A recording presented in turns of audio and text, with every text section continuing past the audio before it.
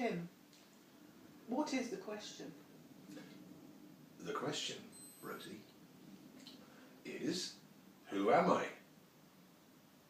Because every other question is kind of irrelevant until you understand what your position is.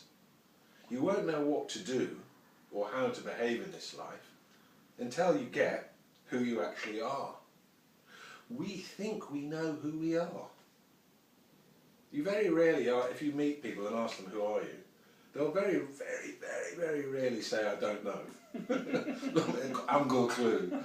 I'll be wondering that myself. No idea, mate. No idea. They'll tell you their name, but you existed before your name. They'll tell you what they do, but there are times when they're not doing that. Does that mean they're not who they are when they're not doing what they're doing? But you don't necessarily remember who you were before your name, do you? Who you were before your name is not a function of memory. You are it now. Is this why people dig around in so-called past lives, looking for a self that they can't find in this one? Yeah, to try and get some meaning from the story. Oh, I couldn't really find out who I was in this chapter of the story, so let's elongate the story into another lifetime and see if I can find myself there, or I can make some story up that gives me a sense of myself as being something other than what I'm feeling right now. Is that a dangerous thing to do? Well, it's not dangerous, you know, it's not for everybody to do. Is it pointless? One question at a time.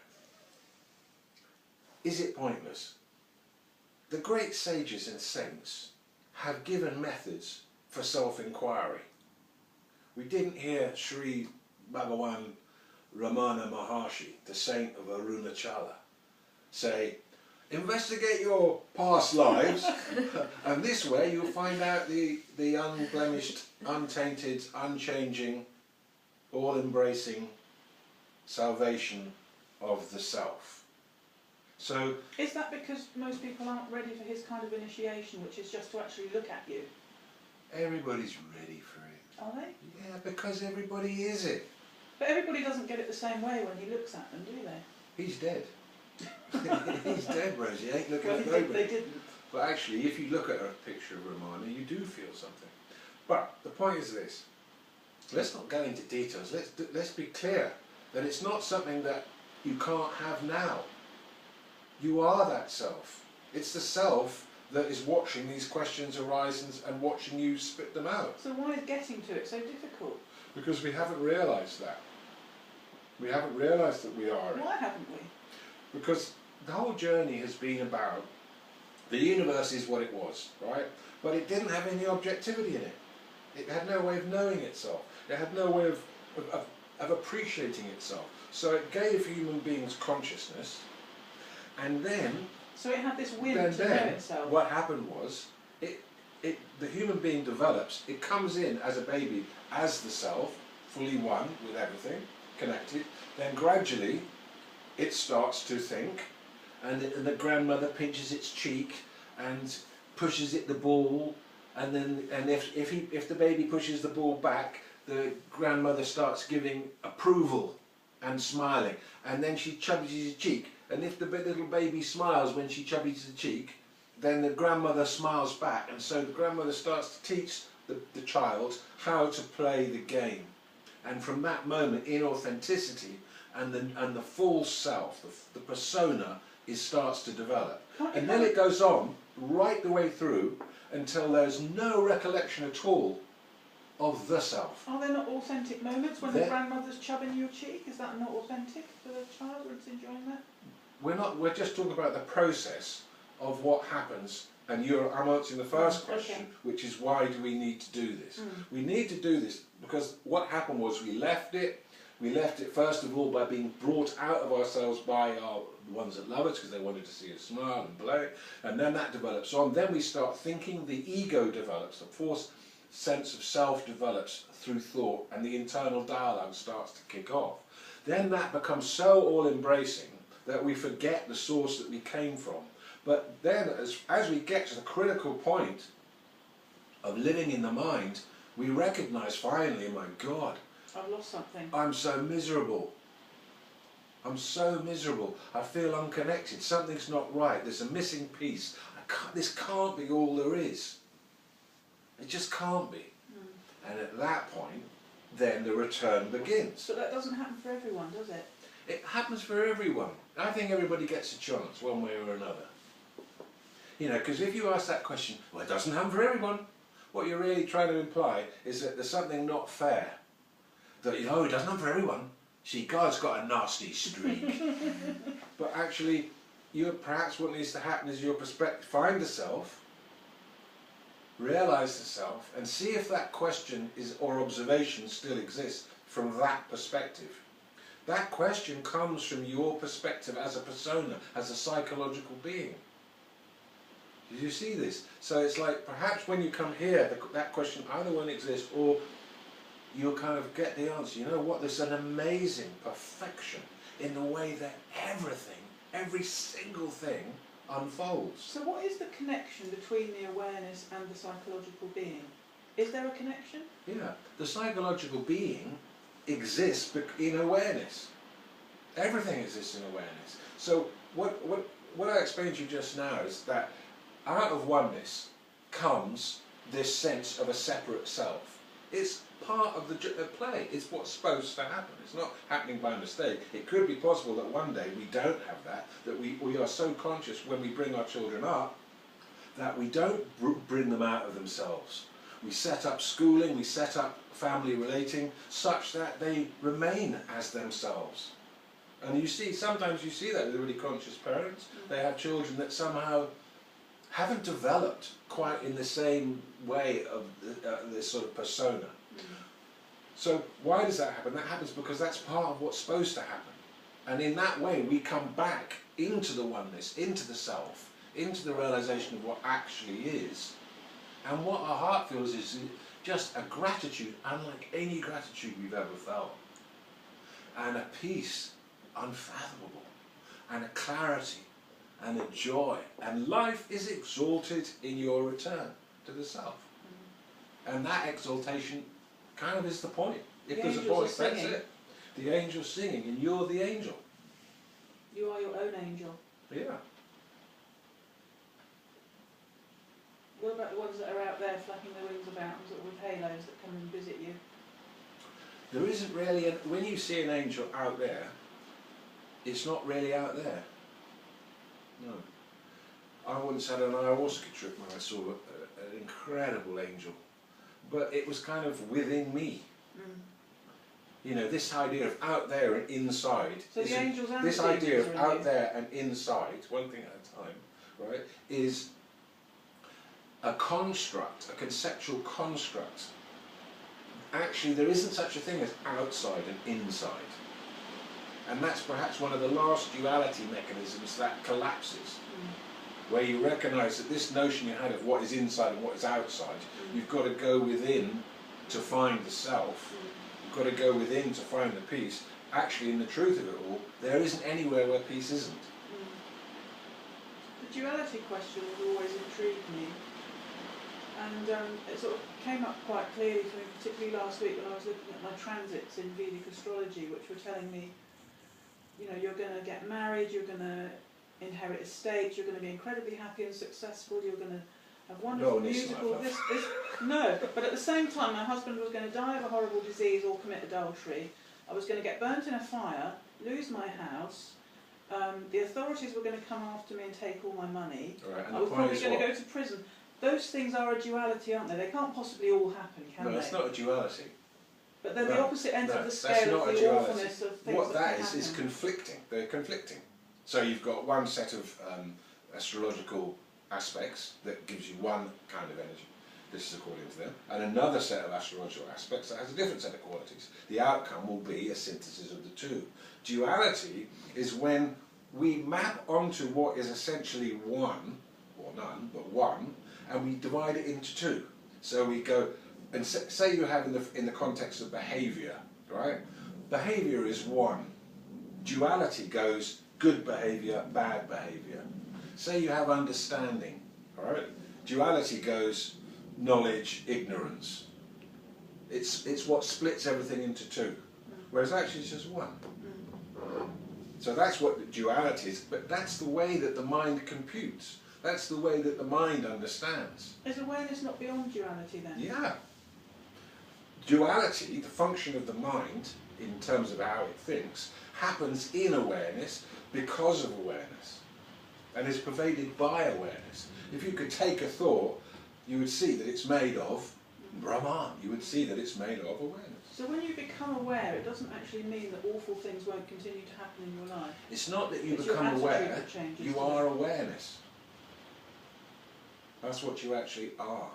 Everything that's, if you put everything down, like take the one for example that you would imagine would become aware, and put that down. Then all it is unevolving, unchanging, one mass of awareness. You have no questions left then though, would you? No. The only thing that questions is what isn't knowledge. It seeks information thinking it might be knowledge, and then realises actually, you know what, data isn't helping me, gathering data isn't helping me, gathering information isn't helping me, what I make of that information, which is knowledge, is not really helping me. A lot of the So information what we gather then, can freak what us out, do I can't it? need? What I'm looking for, the answer to the question that I'm driven by, is not in the mental sphere. No new concept is going to do it. Nothing I'm going to hear is going to do it. I have to realise myself as knowingness. Does that mean it's then possible to live life without asking any questions at all, ever, of anything? It's not about whether you ask questions or not. If you're getting lost and you want to go from A to B, you've got to ask a question, or you've got to go, I don't actually ask questions, but if you can imagine travelling somewhere and not, not getting where you want to go exactly, a bit of a hint there. No, questions are fine. Questions are fine. But the point is, I want the answer. And it turns out that I am is the answer. That I am, that I truly am, is the answer. And when I'm resting in that, there aren't any questions. When I'm resting as that, it's just clarity. And the answer becomes self-evident, but not conceptually. Yet if I should need something to come up as a concept for communication purposes, it'll just arise spontaneously and naturally. And then I can begin to trust it. Because there aren't any, the ego self is diminishing. So there's less and less secret motives for things. Like, I'm sitting here speaking, and ostensibly it's because I want to share clarity. But maybe it's because you want dinner tonight. And maybe it's because I want dinner tonight. Maybe because I want to look good. Maybe because I want to rescue a failing psychological self. Maybe because you think these videos you're putting on YouTube are just going to amaze everybody. Yeah, maybe. But so, as I become the self that I truly am, the chance of being hijacked by unconscious forces, or of the unresolved psychological self, get less and less and less and less. And then you can feel that you can start to trust who you're being more and more and more. And you realise who you're being, that anything is, determines how it turns up for you. So who you're being that you are, if you're who you're being that you are, is that you're no longer wounded. That was a myth. You're not the psychological self. If who you're being is that you are that incredible self, then your life starts to reflect that. So we should stop digging around in the past looking for connections as to why we are how we are now. In a word, yes. I mean, there are some things that under little understandings with a small u, that you gain from digging about in the psychological self, right? But the main thing is to put it down. What about digging about in what you've called the minor mysteries? The minor mysteries, What are, things like astrology, psychism, life as a multi-dimensional thing, chakric mysteries, astral planes, travelling off to other dimensions, wormholes. It's all still phenomena. And it's all well and good, but you've got to remember that you've got a certain amount of time only for this, from birth to death. So that's a distraction. And first, find the self, recognise it and be it. And then if you're still interested, which you might be, then investigate, and you'll find that you're now looking from the perfect platform. My other question is about the guru. Does one need a guru on the outside to realise the self? Well, yes and no. And no and yes. There are clearly people who have stumbled upon the self. How? Just by fate and fortune and Drugs? whatever. How?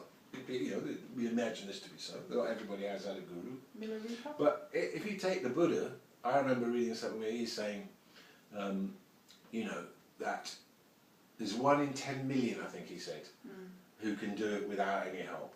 But see, don't make a big thing about the guru. There are different kinds of gurus. There are some all-demanding gurus, you know, and there are some gurus who literally perform the function, right?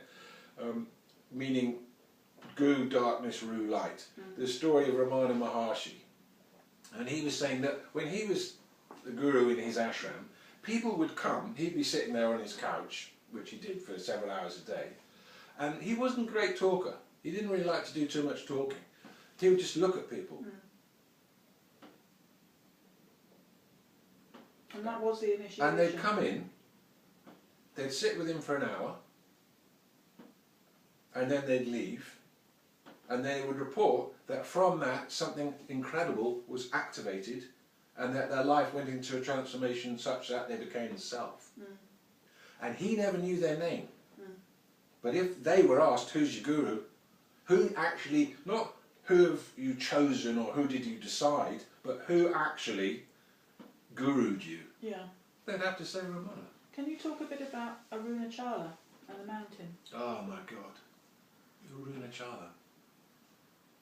Even the word sends goosebumps.